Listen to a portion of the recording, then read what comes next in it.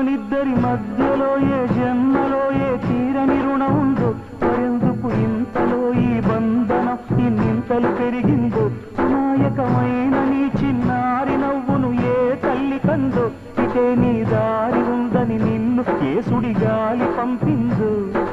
పాపం పుణ్యం దేవుడి కెరుక పేదకు దొరికిన బంగారు కణిక పాలు వెన్నా లేవని అనక ప్రేమను తాగి తెగవెసిలక